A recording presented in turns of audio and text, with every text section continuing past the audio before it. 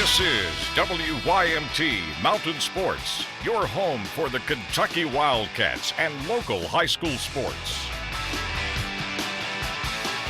A disappointing loss for the Kentucky Wildcats on Saturday, losing to 5-5 Ohio State in the CBS Sports Classic.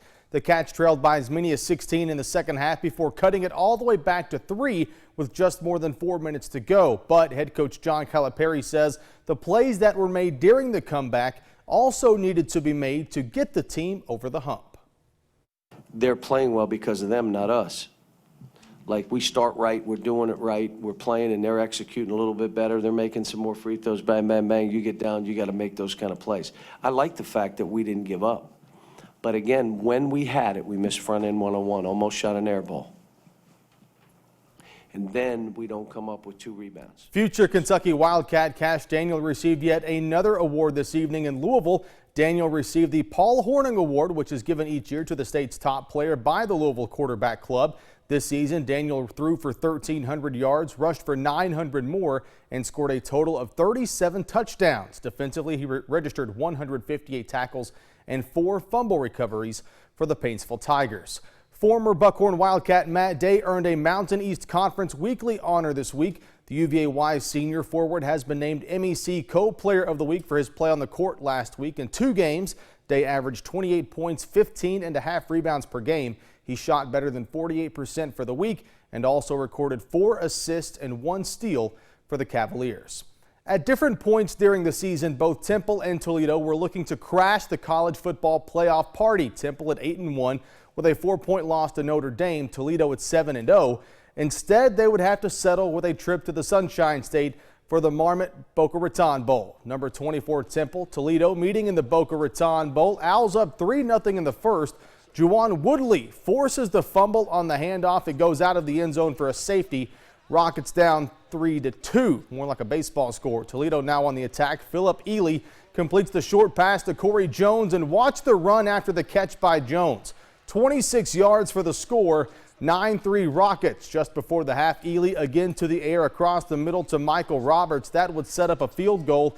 Toledo led 12-3 at the break and would go on to win it 32-17 over number 24 Temple. A couple of high school basketball games to get to out in London tonight. Peyton Broughton, number 5 ranked North Laurel Jaguars, hosting the Cardinals of George Rogers Clark out of Region 10 off the North Miss. There's a scramble for the loose ball. Broughton grabs it for the Jaguars. He's going to get the bucket down low, plus the foul. Free throw good. Game tied up at 32 in the third quarter. Back and forth they would go. GRC up 4. Bryson Asher trims that lead down to 2 with the nice finish at the rim. Here had 10 points, 10 rebounds.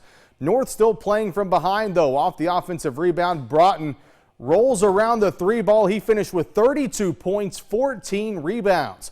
Seconds winding down in the third. Adam Sizemore spots Kyle Jeffers in the corner. The WKU golf signee can also shoot it. North Laurel goes on to win it 65-60 over Clark County. Troy Lee Thomas and the South Laurel Lady Cardinals hosting Lady Indians of Adair County. The Lady Indians jumped out to the quick 4-0 lead, but South's defense creating offense. Shelby Davis wide open for the 3-pointer in transition. You can splash that one home. Lady Cards within a point. South settling down its offense, now working it down low to Katie Reynolds. That ball rolls all the way around the rim before dropping home. South Laurel still down 1.